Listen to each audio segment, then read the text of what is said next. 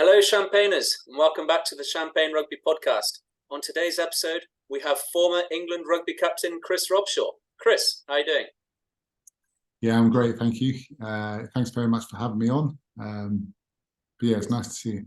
It's a pleasure to have you on. So, Chris, on the Champagne Rugby podcast, it's all about sort of high-level rugby players and how they've got to where they've got to and what made them. So, walk me through Chris Robshaw and what has been the making or the challenges and the journey that you've been on to be where you are today.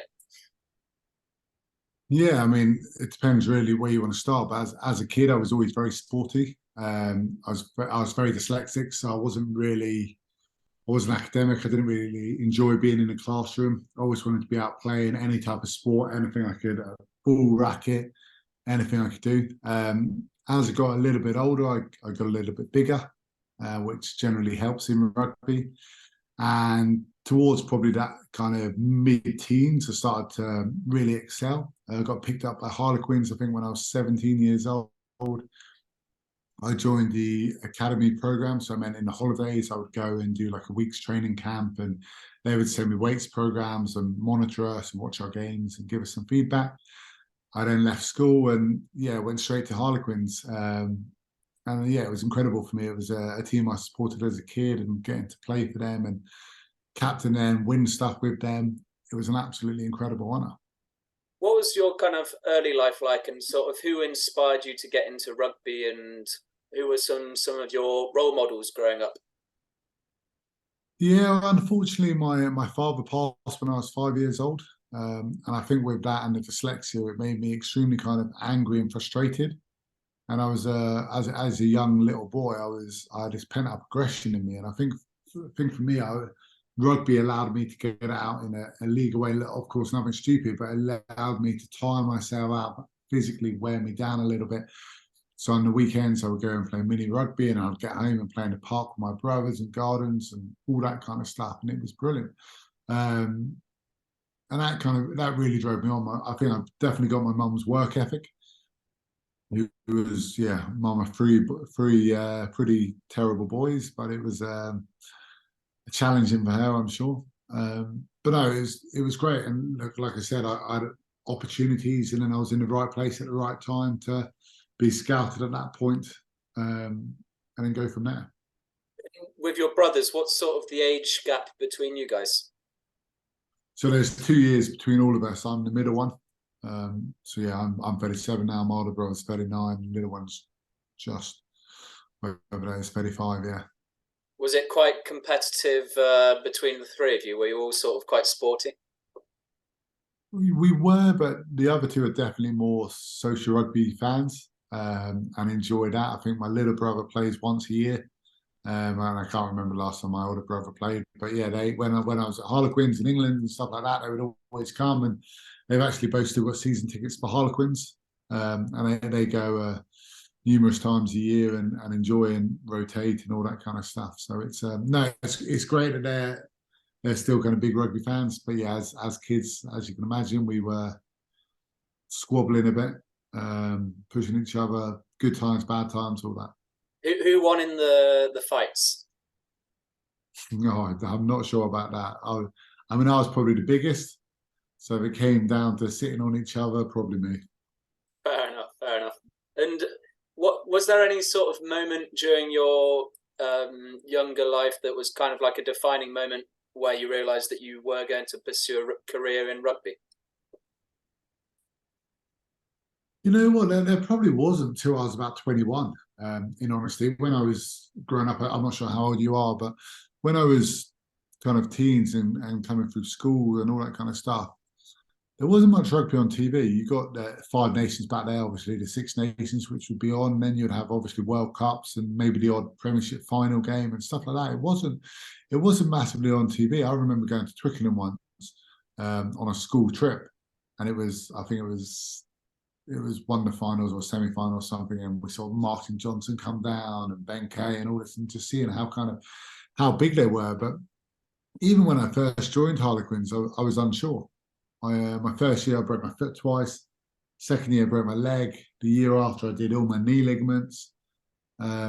and then you're thinking, is this game for me? Is my body up to it? Because unfortunately, there's numerous players who their body does shut down, and I was worried. I was seriously concerned.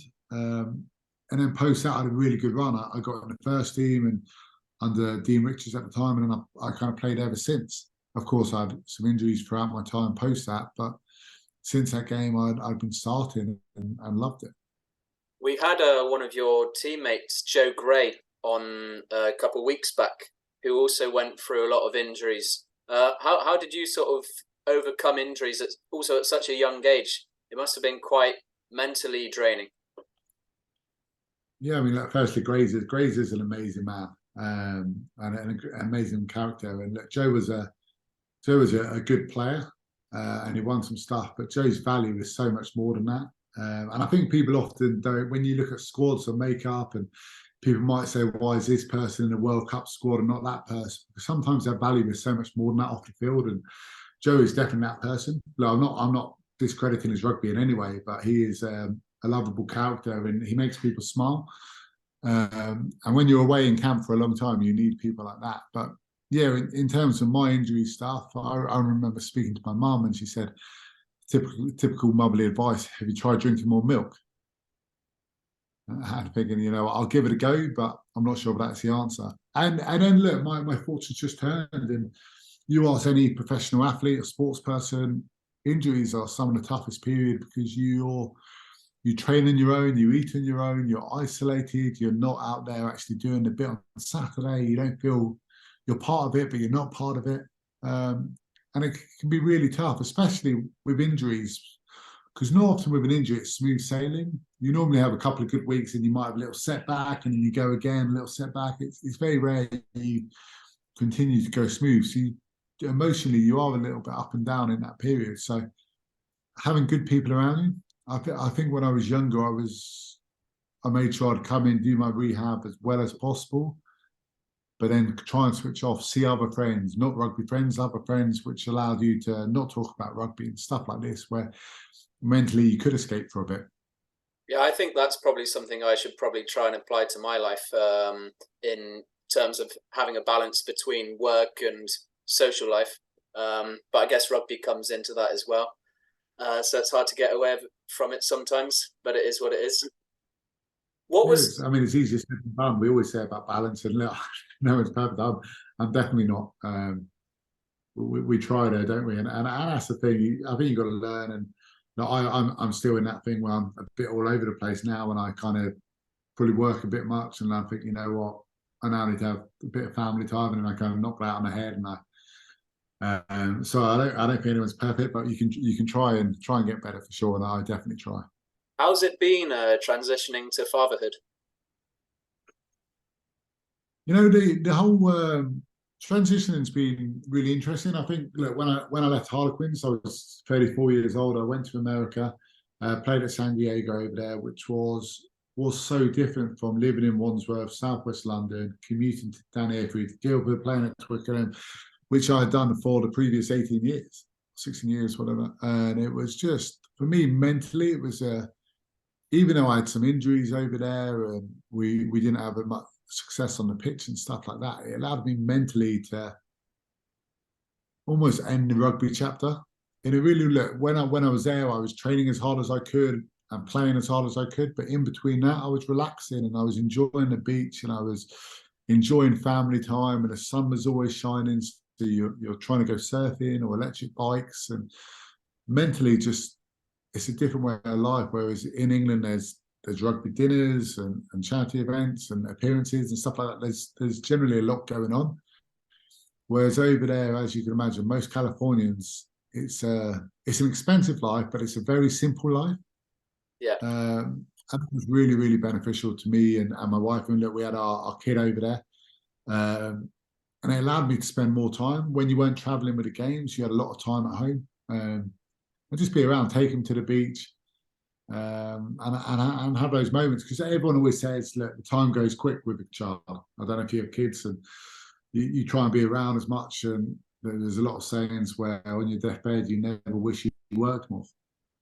Yeah. You always kind of wish you'd spent more time with your friends and all that kind of stuff. And it's trying to remember that. Look, I'm in a fortunate position at the moment with my jobs and the time I'm working and opportunities I have, and I get to spend a little bit more time with him than some people probably do. Were you playing alongside with Nonu at the time when you were in California? Yeah, I was. Ma was there. We shared a couple of car lifts and stuff, and he was a great guy. I think he's 41 now, and he's still going strong. But what a player! I mean, I remember when I played New Zealand for the first time at Twickenham, and as I've opened the changing room door, he stood there looking to get out the pitch. And I just remember that thing, like, because I grew up watching him, and that was the first time I'd ever interacted with the All Black. And Marnonu's just stood there, and I was like, oh my god, like this is what it's about. Like, you have that moment and you're into it. And then we got on well over there, speaking to him, and he, early on in our conversation, he just said, how about 2012? And I was like, what? He goes, that's when you beat us. And he remembers every game he's lost. He doesn't remember the wins. He said he remembers, and the All Blacks remember every game they've lost, and that's what drives them on. So, no, interesting. And his rugby brain was, as you can imagine, was incredible.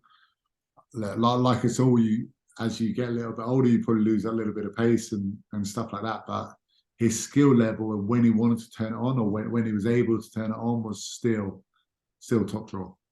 I mean, what's incredible is that day, New Zealand back in 2012. I remember exactly where I was watching that match, and I had goosebumps throughout the whole game when we took on the All Blacks. What was it like? You were captaining that game. What was that like for you?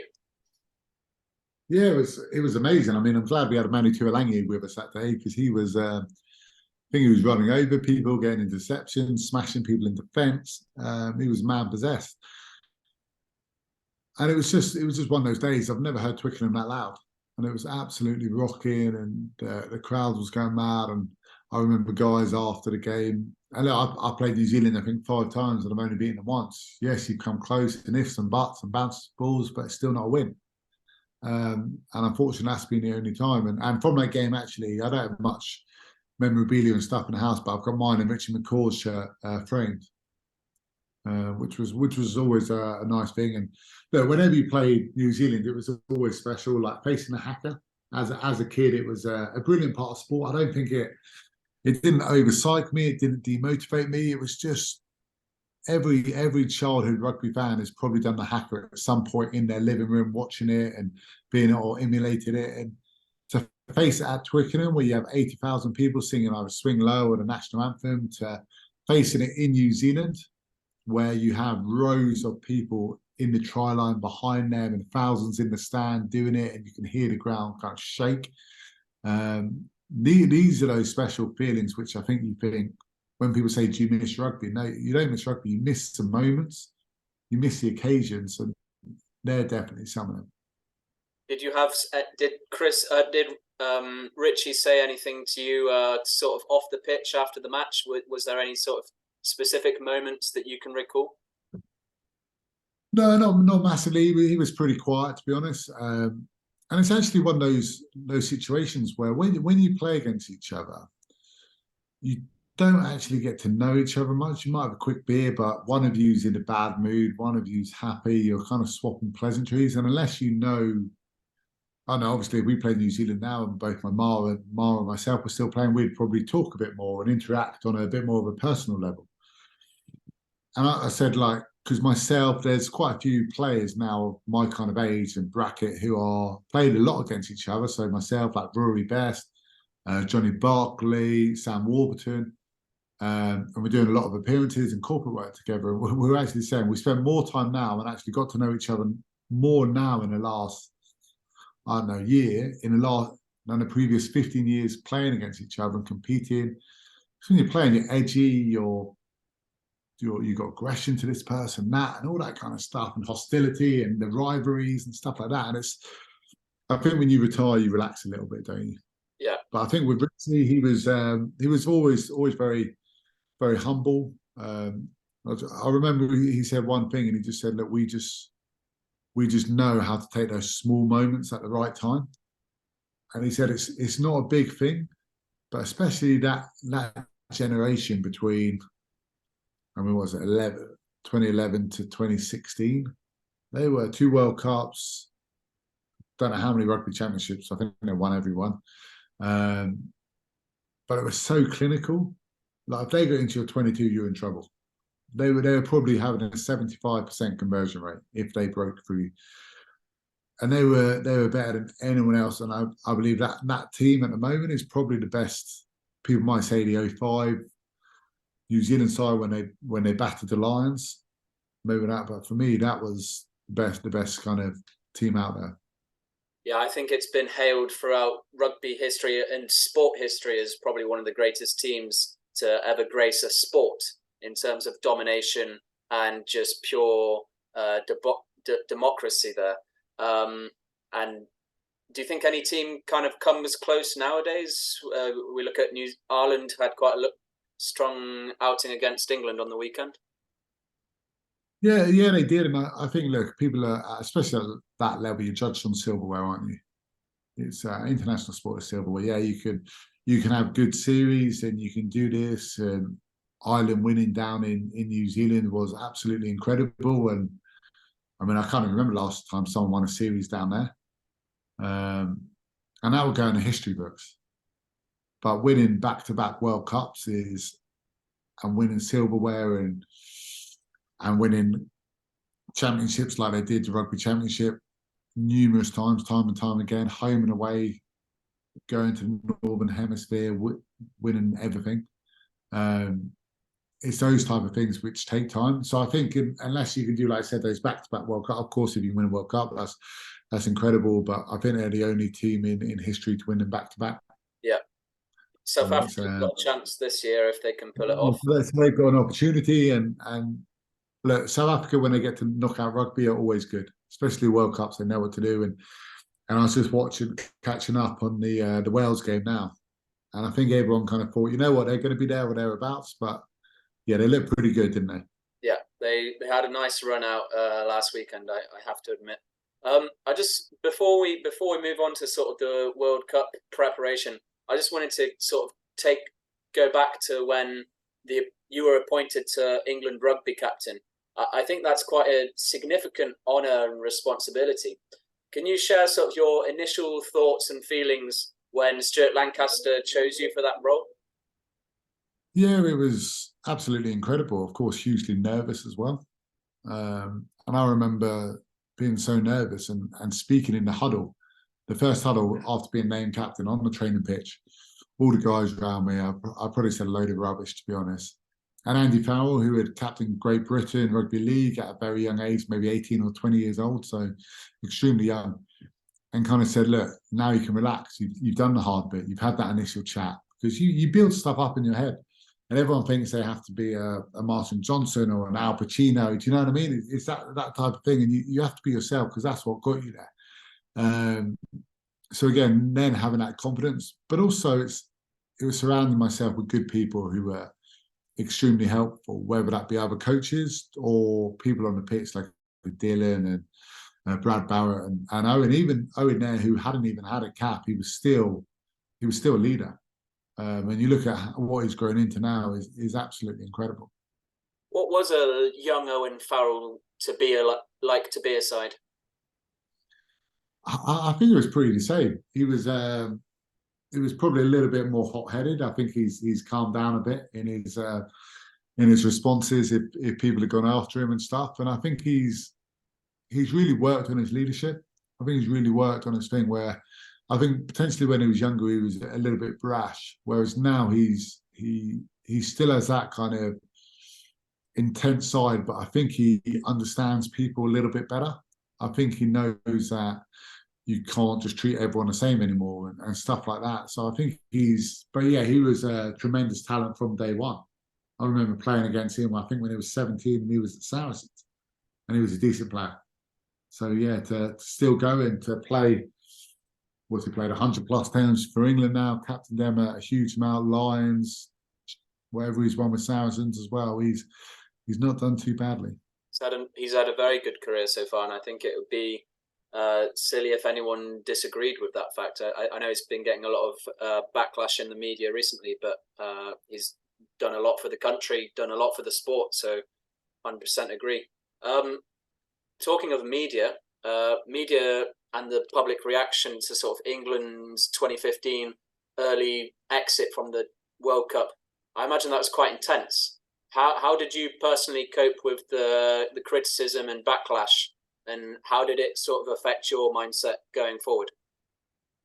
Yeah, look, that was horrendous. There's no denying it. We were extremely ashamed of how we did, and we felt we let the country down and everyone down. It was extremely tough, and a couple of bounces of the ball decision I made and all that kind of stuff. It was tough because people were after us, and sport can be fickle. They're happy to pick you up, but they're quite easy to kick you on the way back down as well. So it was about making sure you had good people around you. It was speaking to other previous captains and using their kind of knowledge of how they kind of came through stuff like this. And then it's about learning from that. And actually now, if I see a young guy going through a tough time, it's reaching out to them and say, let's go for a coffee, let's go grab a smoothie, whatever it be, and have a chat. And then it's down to them, because at the time, I don't think I dealt with it well. I didn't open up to people. I carried a lot of the burden myself. I think now, obviously, what is it, 8 years away or 8 years ago or something, so it's a long time. I've grown a lot, I've learned a lot. I'll treat things differently. Was there any sort of significant conversations or people that you recall that reached out to you that helped you during that period? Yeah, look, there was a lot, to be honest. There was a lot, and I remember like someone like Sean Fitzpatrick emailed me the day after and said, "Look, nothing anyone can do or say at this point is going to make you feel better, but the sun will come up again. It might not be tomorrow, it might not be next week, it might even be next month, but it will come up again, and you will be okay." And I think with that, just sometimes you just need time. But yeah, look, so many people were great to me, coaches, family, friends, all that kind of stuff. But I just needed time really to mourn, and slowly pick myself up with a lot of people giving me a hand. What was some of the mental challenges that you had to overcome yourself? Oh, look, I think I was dead behind the eyes for a long time. I was going through the motions at a club. I was a good enough player to go by and do my bit. I didn't want to put my head back about in public and all this kind of stuff. But you feel shame, and I think when you're in those type of situations, it's hard to explain. You almost feel like you're in a fog. You feel like you're in a fog, and you can't quite see out. It's weird to explain, and it's a shame. It's a burden. And just gradually over time, it just fades a little bit further away. But it does take time. And there was, again, a brilliant thing on social media and about Tom Hanks, the legendary actor, talking about things will pass. Good, bad, happy, unhappy, all these things. Eventually things do pass. And I love speaking to people at the top of the game. And Justin Langer is another one, the old Australian cricketer. And he said, in tough times, you need to hang in there, and you need your mates around you, and then you need to get back up. And it's as simple as that. Like, tough times, you just need to hang on in there, because again, the things do pass. And like, I've learned the hard way. You don't wish these things on anyone, but unfortunately, sport is an international sport. It's a roller coaster, and you have brilliant times, you have tough times as well. But hopefully, you can hang in there, good people around you, and come out the other side. You know, I think that, yeah, I can relate a lot to what you're saying, not on a sports point of view, but on a personal point of view. I think we all kind of go through our different challenges and in life, and there's defining moments that kind of define who we are. And you just got to carry on and keep on pushing on, and having your boys, having your friends there during the process to help you through that is powerful stuff. And then, obviously, going from the World Cup, there was the transition from one head coach to another, which can bring both challenges and opportunities. What were your sort of initial thoughts and emotions when Eddie Jones was appointed as England head coach, given that his previous criticisms of your playing style as well? Yeah, not ideal. Yeah, like Eddie had publicly criticised me, which yeah, look, I didn't think I was going to play for England again. In all honesty, um, but myself and Eddie had a very open chat. We had a one-on-one sit down behind closed doors, and we were frank and brief and honest with each other, which we always have been. He's never tried to muck me around. I've never tried to muck him around. Um, and then when we came into camp, he said, "Look, there's a place for you in my side, but it's not as captain." And I was almost relieved, you know. I was looking forward just to going back out there and playing and going about my business, and I would help defensively, and I'd help with the breakdown stuff like that, and I'll still help around, but I could focus on my own game instead of all the team and all that kind of stuff, and bring what I did really well to the side. And yeah, look, we went on to win a Grand Slam that year, which was brilliant. And then we had a bit of success a lot in the next couple of years, and yeah, it was really good. Of course, you felt for all those who fell away, and I think what you see now is the success that everyone those coaches has had, which they weren't bad coaches. I think we just blinked at the wrong time, unfortunately, and maybe pressure got to us, maybe this. But you look at obviously what Stuart's done with Leinster, and obviously over to Racing now. Andy's doing, of course, with Ireland. Graham Roundtree with Munster. I think Mike Katz with Ireland as well. They've all had a huge amount of success. And I think you look at the England group as well. So, yeah, look, it just wasn't our time, unfortunately. Yeah, I think there's a right time and right place for different coaches and opportunities. I mean, like you said, with Lancaster, perhaps it just wasn't meant to be. And then he went to Leinster and he's done extremely well there. Similarly with Farrell, he's gone across to Ireland and now they're world number one, beating New Zealand on their own turf. Eddie as well, he had a lot of success and he's known for his sort of mind games and unique coaching strategies, we could say. Do you recall any memorable or unexpected interaction with him that could shed light on his unconventional approach to motivating players? No, like I said, Eddie didn't really muck me around. Like he did play mind games with people, but I think he kind of sussed out your character, and if you would kind of fall for stuff or be manipulated or tested. He basically wanted to test people and see if they were up to international rugby and the stresses and strains and all that kind of stuff. I remember one pre-season, because when you were with England, you would tour in the summer, you would have your 4 or 5 weeks off, and then basically the first week you'd be back. You might have kind of 4 days at the club, and then you'd be in England camp, and then you would have another 2 weeks, and you're kind of into the season. So it's quite a whirlwind pre-season. I remember that, and in that summer camp I went in, I'd had a good off season. It was a year post World Cup. I'd been going for over a year. I was mentally drained. I was physically drained.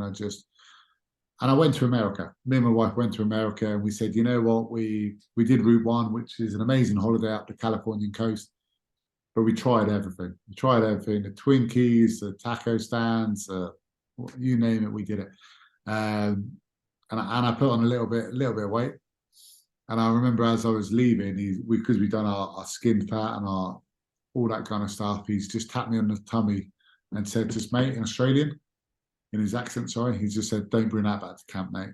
And I was like, yeah, sorry, Eddie, I won't. I think I ran home that day, trying to sweat it off. So but he has his moments, and look, he tests people, he pushes people, but he's a fantastic man manager.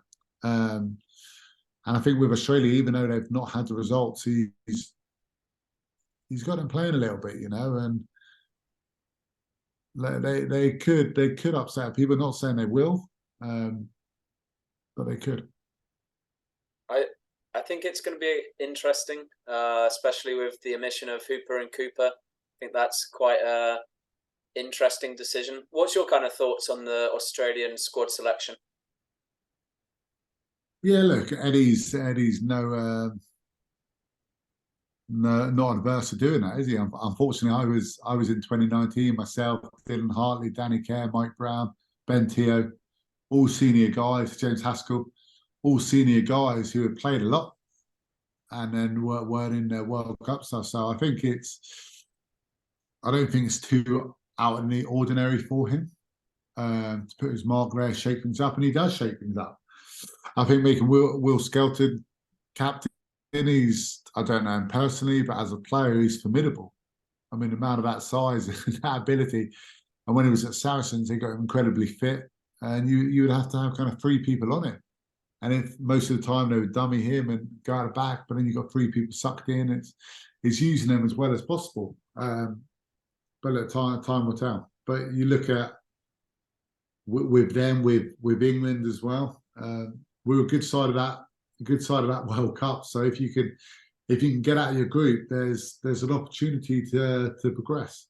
Yeah, 100%. I mean, this World Cup coming up, I think once England's out of the pool stage, there's a high probability they'll probably be in the semi-final if they do well against whoever's in Pool C. I mean, considering the top 5 teams in World Rugby are all on one side of the pool. It's madness. It's madness how it's done so far in advance like that. I still don't understand why it is. Of course, that we had the issue in 2015 with it, with us, Wales and Australia all being big teams in the same pool. You look at Scotland now as well. Scotland, Ireland, South Africa, all in the same pool. It's tough. And look, I know. Of course, there's got to be planning, but does it have to be done that far in advance? I'm not sure. I mean, you look at the lesser nations who have to qualify for the tournament. They only find out within the year, probably. So I'm sure things can be done and altered. What's your thoughts on Scottish rugby at the moment?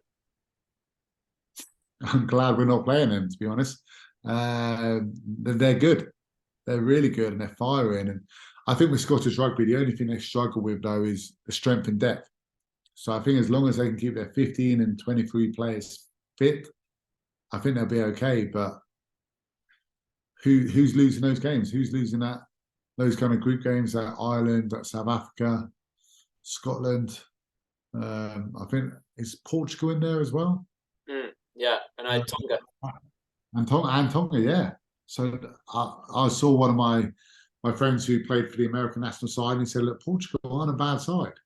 Of course, they're going up against the big boys, but they might rock a few heads in there." So yeah, look, it's tough, but yeah, like I said, with England, it's be grateful that we're the other side. Yeah, 100%. Just kind of on a lasting note with Stuart there, coaches have a sort of lasting impact on players beyond the field. So reflecting on both Lancaster and Jones, can you share a particular piece of advice or lesson imparted by either coach that stuck with you throughout your rugby career? You know, I think I learned something from every coach I worked with. I think whether you're working with good or bad coaches, they all have moments. They all had moments to get different things across. And I don't think any coaches I worked with were ever the same. And I think that's what's good. Some were extremely good hands-on coaches and coached every session and knew every bit of skill and all that kind of stuff. And others were observers and knew about culture and environment and structure of things and mind games and stuff like that. And I think it's kind of picking bits from everyone. It's similar to captains, similar to leaders, and then almost putting that into your own self and saying, like I said, Stuart was a fantastic hands-on coach and saying like his knowledge of the game was amazing. And Eddie was very much a man manager. Coaching not as good, but his man management was brilliant. Whereas working with someone like Conor O'Shea was very positive, whereas Dean Richards was a force and one of those guys who didn't have to say much, but just had that aura about him. And again, neither of them really coach. And then Paul Gustard, brilliant ability to get messages across and delivering presentations and break things down to different mindsets. I'm trying to think. I mean, Borthwick, John Kingston, the lot. There's always something. I mean, Steve Borthwick, he's so detailed. He knows everything. If you want to do extras at 6 a.m. or 10 at night, he'll be there waiting for you to help you get better. And they've always, and I think coaches to go that far have something special about them. They all have something. Even if people say they're a bad coach, there's something special in them which can get across to certain players. And sometimes you click with a group and sometimes you don't. And it can be tough. And same as players, when you're with a coach, and I always say, a coach has like a jigsaw. A coach has a jigsaw, and you're a piece. And for some coaches, your piece might fit, and it might fit bang in the middle there and kind of be pride of place. And other times, you know what, you're trying to jam it in, and it doesn't quite work. And I think as you get a little bit older, hindsight's a wonderful thing, and you get a bit more philosophical and stuff like that. But yeah, whenever you don't play, it still hurts. Yeah. Selection is always a mental game in many aspects of the sport, and I can imagine not being selected is always it's tough. It's tough to get through. What's your kind of thoughts on the transition from Eddie to Steve Borthwick? I mean, there's been quite a lot of, I'd say in the last 18 months, there's been a lot of significant, impactful changes in coaching setups across Australia, Wales, Argentina, England, New Zealand, that have kind of shook up a lot of the preparation. I remember Eddie was saying it takes 4 years to build a World Cup squad, and it's all about the preparation. And then I think 12 months out of the World Cup, he's then booted off, and Steve Borthwick comes in. How do you think that's shaken things up? Yeah, look, I think it was always going to be tough for Steve to come in, but I think you look at the impact he's had, and look, the results definitely haven't gone to plan. You look at what he's done to the set piece; he's made that a real force again. I think to be successful in anything, and you look at teams that are successful, they always have a set piece they can go back to. They always have an ability to tire teams out, to get penalties, to take teams forwards, in particular their legs away. Which I think has been incredible. I think they're first throughout the Six Nations sides, and they were in the Six Nations. I think with also this England side as well, don't underestimate them. You look at, and Stuart was very much about this. It was about how many caps players had on average going into World Cups, and what is the right number to be successful. You look at this squad, and a lot of them, and even the young guys, the Freddie Stewart, the Marcus Smith, they've all got 20, 30 caps. Ellis Genge, who's still seen as a young guy, just got his 50th cap on the weekend. And then, of course, you have the experienced vets who have been to 2 or 3 World Cups already, played in big tournaments, had success, had failure, and know what it's about. And I think, yes, look, they haven't gone particularly well in the warm-up so far, but I really wouldn't write them off at this point.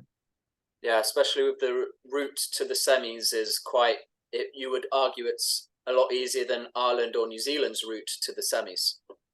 Yeah, definitely. And then you get to those type of games, and it's nervy, it's pressure, it's a bounce of a ball, it's a decision. All these kind of things, it can go in many different ways, and pressure, and then all of a sudden you could be in a final, having a shot at it from being nothing because you. But yeah. Firstly, let's get out of the group and then go from there. Talking of leadership, obviously Owen Farrell, like we've mentioned a few times, he's going to be playing a key role in the leadership of this England side, and he's a very influential character. A couple of weeks ago, we had Ollie Lawrence on the podcast, and he was mentioning how much of an impact Faz has on the team and on the mental side of the game for the players. And recently, there's been a lot of news around Faz with the media about the high tackle and whether there's going to be a ban or not for him from his previous offences, going to tackle school and everything like that. So, what do you think? Do you think a punishment is appropriate for Farrell? And do you think he deserves a game ban? And if so, how many games would you think? I think he's getting the appeal through. I would give him none. Give them all none. Give England their best players. Yeah, look, it is tough. But let's be honest.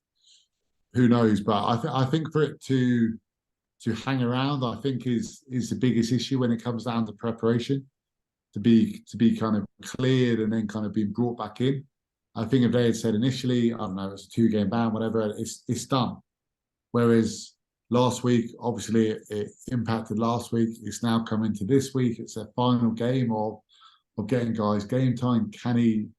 Are England going to prepare for the game with Owen at 10 or at 12 or wherever they're going to play him? Or are they just going to have to play a lot of what ifs in training a week? So then if he's at 12, does that make it different at who's at 13 or who's on the wing? And are they going to kick a bit more if they got a forward and a foul and all that kind of stuff? So I think definitely from an England point of view, they'll just want an answer and just be done with it and move on.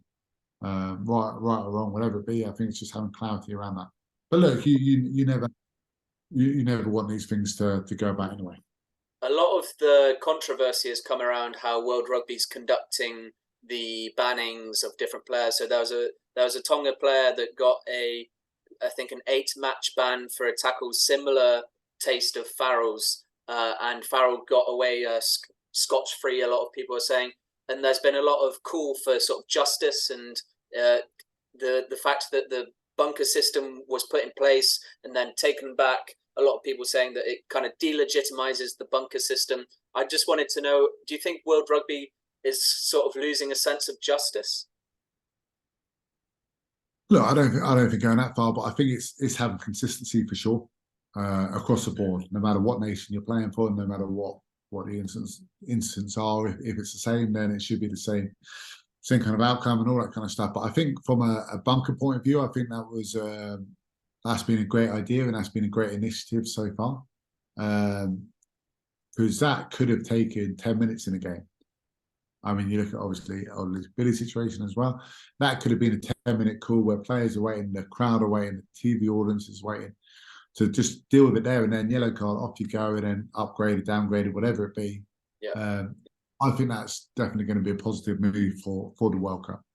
Yeah, I actually agree. I think the flow of the game definitely increases with the bunker system in place. I mean, with England, we're quite lucky because we've got 3 fantastic fly halves in George Ford. We saw how he sailed the team against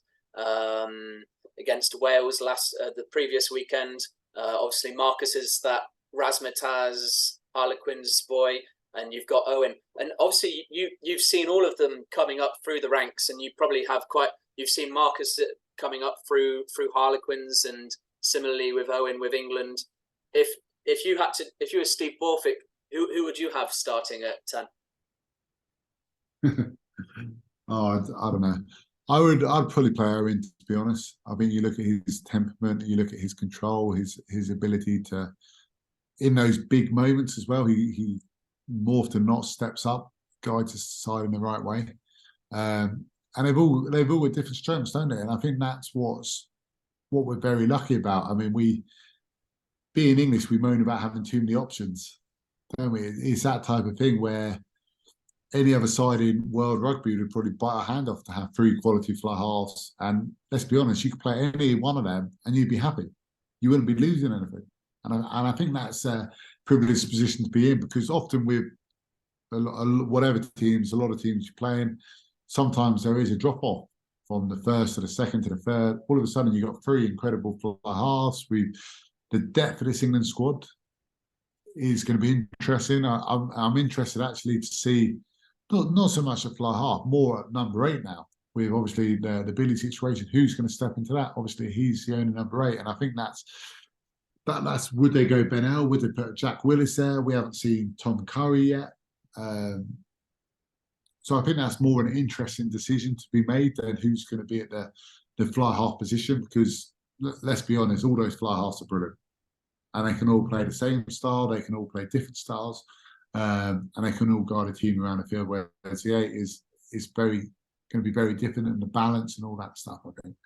Who would be your starting back row for England? You know what? I would actually, with the guys that they have, I would like to see. I think they'll play Courtney at 6. I think his line-out ability and the strength of, and obviously Steve being a massive line-out operator and the control that can give a team around the pitch, I think they'll go him at 6. I would like to see a potential Jack Willis at 8. Either him or Ben L, and then probably Tom Curry at 7. Tom Curry at 7 for the experience, I'd imagine. And that's the thing, he's a young guy, but he's got, I don't know how many caps, 50 odd caps now. It's amazing. Or maybe not quite 50, but he's up he's there. probably 85, isn't he? And he's seems like he's been around forever. Yeah, he came in just before the 2019 World Cup. But didn't he tour with you to Argentina? Argentina, yeah. Argentina 2017, I think it was, yeah. He would have been a young guy that you both played the same position, 6'7". Did you see what were your first impressions of him? Yeah, so I played with him in that second test in Argentina, and he was an 18-year-old kid.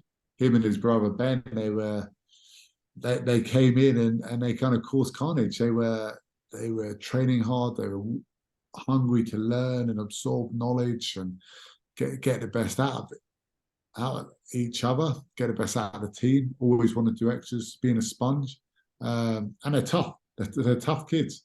They get knocked down, they get back up, and they just get on with things, which I think is brilliant to have in a flanker.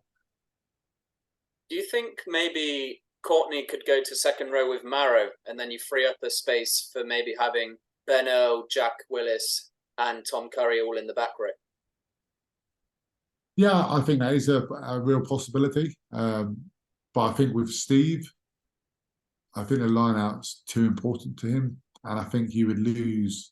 I mean, you're then losing both Curry and I think Jack Willis is probably 6'3" ish, but you're not 6'7". And I think when you come up against a South Africa, you come out against an Argentina, Australia, and they've got that type of threat in a line-out, it becomes important. I could see that happening later in the game. Later in the game, if things do need to be mixed up, but I wouldn't expect to start that way.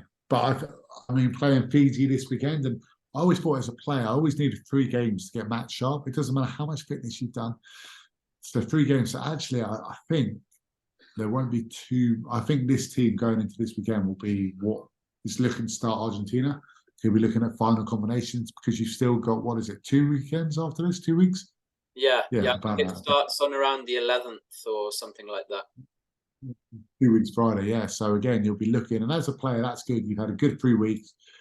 You can have a bit of a down week, maybe build up towards the weekend off, and then you've got a fresh week. The preparation's all kind of there and good. If there's any niggles in the body, any slight injuries, you can get them ready. And that's perfect. Yeah, you don't really want 3 weeks off. 3 weeks is a bit long. No matter how hard you train, it's a bit too long. So again, yeah, if you can have a weekend off, good week of recovery, good week of kind of building up towards the end of the week, and then you feel fresh going in. Yeah, that's kind of at your prime. What are your predictions for the World Cup? Who do you think are favourites? Well, of course, I hope England go well. If it can't be them, let's say that. I think the first game is going to be the last game.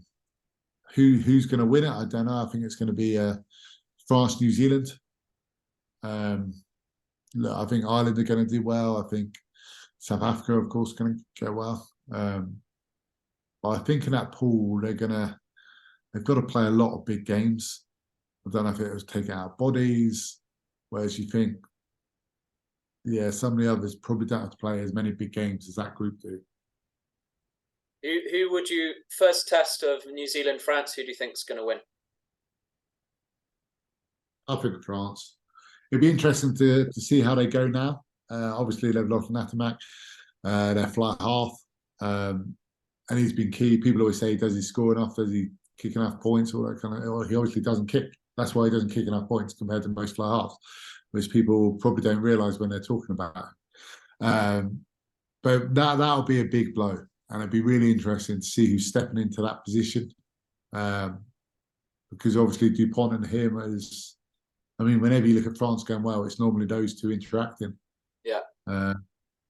So that's going to be I think that's going to have a big influence, to be honest. But I think they look superb. New Zealand look pretty tasty all of a sudden, don't they? From being pretty quiet. Be interesting this weekend. They play South Africa at Twickenham. Are they playing a full team over here? Are they resting? Yeah, so that'll be and obviously South Africa on the back of a very good win as well. So that's going to be a really interesting game. Do you think Ireland will make it out of the quarterfinals? Yeah, I think they will. But I think with Ireland as well, and they're amazing at the moment. in their group, they've got to play. Not obviously they've got to play some of the tier two nations, but they've got to play a big game against Scotland, who are pretty damn good. Big game against South Africa. Then in the quarter final, they've probably got to play France or New Zealand. Do you think they'll top the pool, or essentially, do you think they'll beat South Africa? I think they will. I think they will. But I think they'll get to a semi-final. And then it'll be about their depth, I think, about their squad. I think their bodies will be starting to hurt. But again, look, this is, if we had a crystal ball that could go down to the bookies, I would, but unfortunately we don't. And that's why sport's brilliant. Maybe we need that Ollie the Octopus to come back and tell us who's going to win it. Yeah. But it could come down to a bounce of the ball. It could be a missed tackle. It could be an intercept. It could just be a team running away with it. Probably. And that's why one of the most exciting World Cups coming up, that's for sure. So essentially that would put Ireland in a semi-final a quarter-final against New Zealand after facing South Africa. Who do you Ireland to New Zealand? You back Ireland? Yeah. Well, with my prediction of France to New Zealand, I don't look, I don't know. Look, I could say here and we can say this person, that person, but look, we're all hoping, we're all guessing, but I think France, New Zealand will go well. Yeah. And then final winners, if it wasn't England, who are you saying? If it's not England, I'm going France. I think they're big, they're fit, they're in shape. I think they've got one more game. If I'm not mistaken, they got one more game to have a hit out. Because that first game they looked a little bit off, as everyone did. But I think they look pretty good. Yeah. Okay. I think that's a good place to sort of end on the general questions. We're now just going to quickly move on to some fan questions, more sort of rapid fire, and then we'll just wrap up the podcast there. So I've got the questions written down, and I'll just list off a couple from the best ones that got sent through. First fan question: who do you think is the greatest rugby player of all time? Wow, huge question. I think for me, being a back rower, Richie McCaw. I think to win the amount he won, 2 World Cups, championships, Super Rugby titles. And obviously as a player, he was someone I emulated or wanted to emulate. So for me personally, I think it's hard to look too much further than, and he was a lovely guy when you met him off the field. He had time for people. And yeah, extremely impressive. What's the best back row you've ever played against? The best back row, wow. I mean, it might be that of kind of Kano, McCaw, and Kieran Reid. I mean, that wasn't bad. I mean, South Africa was always, yeah, I'd probably say that New Zealand back row at the time, it was pretty tasty. What do you think about Italian rugby? I think they have potential, but I think it's tough for them. I think they're starting to play a little bit more than just with passion and heart and all that kind of stuff, which I think they got themselves into a little bit of a rut with, in terms of just trying to rely on scrums and mauls. I think you look at them playing now, you've got players like Tommy Allen, putting the strings, playing 2-sided attack, which definitely helps, and they offer a little bit more. Whereas I think before they were just relying too much on scrum, mauls, kicking. They haven't played another flanker at number 9 recently, so that's also always a bonus. But yeah, they've not had a bad little warm up game so far. So I don't know what could we play in. Are they in New Zealand and France? I believe so, yeah. So I mean, it's going to be tough for them, isn't it? Yeah, it'll be tough. But look, they are improving. Whether the score lines reflect that, I think performance-wise, they are getting better. Who do you think is going to make it out of the pool C between Australia, Wales, Fiji, Georgia, this pool? I think Australia will. And then, all honesty, I'm not sure. I've not seen much of Georgia, but obviously they beat Wales, not recently, last year, whenever it was. So I think they could be a little bit of a dark horse. Wales, of course, haven't had the best thing. They've left, or a lot of experience has stepped away. So I think they're gonna have a tough time. Who comes out of that? I'm not sure. I don't know if it's Wales. I think Fiji could be. I think Fiji could beat them, but I think they could also lose a couple of games. And I think for me, that's the most open group. Yeah, me too. The most open group. Probably more so than the Scotland group. Yeah, because it's all over the place. The next fan question is, what's your favourite movie? My favourite movie? Snatch. I really like Guy Ritchie's Snatch. Yeah, brilliant film. Brilliant film. The next fan question, how is retirement going? Tempted to put back on the boots? I'm really not. I've been asked to play in a couple of the England Ireland Legends games and a couple of Vets tournaments and all that stuff. And my body feels really frail now, if I'm honest. My shoulder's sore. I think also kind of train as much as well. I mean, even trying to have a little wrestle with some mates in the sea, I was getting beaten up now. So it's yeah, my body's not what it was, but yeah, there's no temptation for me to get a boost. So look, retirement's going okay. It's you have your wobbles every now and then, you miss the occasion, but I'm okay. The next question is, toughest player you've ever faced? Toughest player? Oh, I mean, there's been a lot. I think Dwayne Vermeulen, he was, and he still is, he's not probably quite the player he was, but he was just so aggressive with how he ran. It was just, he just wanted to get over the top of you. And South Africans are like that. They're so lovely off the pitch, and then as soon as you get on it, they want to rip your head off. So it was always, yeah, playing against the Saffers, especially over there in places like Ellis Park. Yeah, it was pretty tough.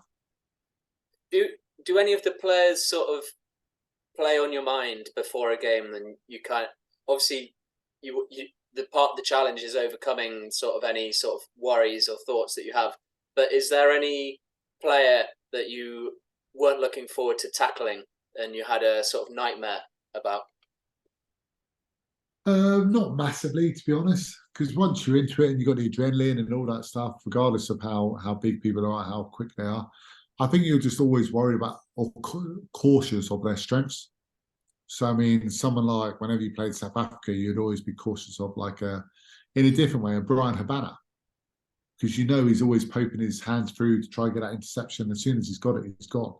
So you're always a bit cautious if you're out on those channels looking to throw that pass. So it might not be a physical thing, but there's things you're wary of for sure. Did you come across Habana on the field many times? Yeah, a couple of times. Yeah, we played against each other numerous times, and again, lovely guy off the field, and yeah, probably a little bit kinder than some of his other South African teammates on the field. I can imagine. Well, he's more so out on the wing, and you're more got your head stuck in the rucks.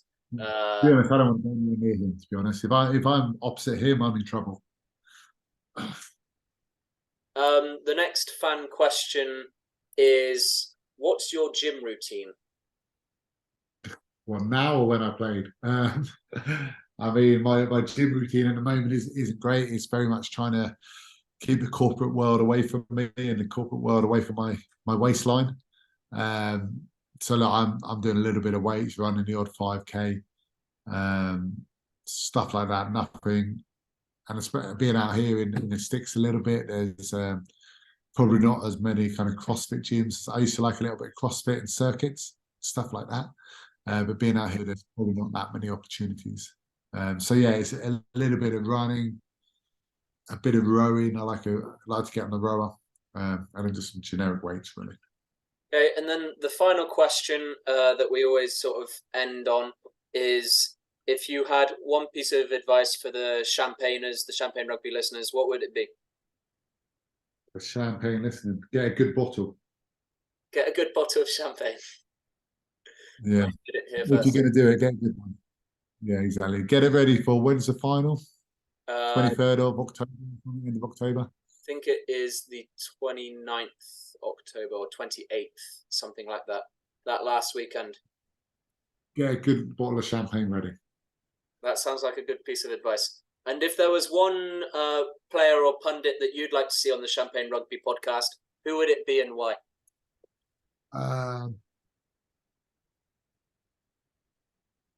Who would it be? Probably Dupont. I mean, he's the superstar of rugby at the moment.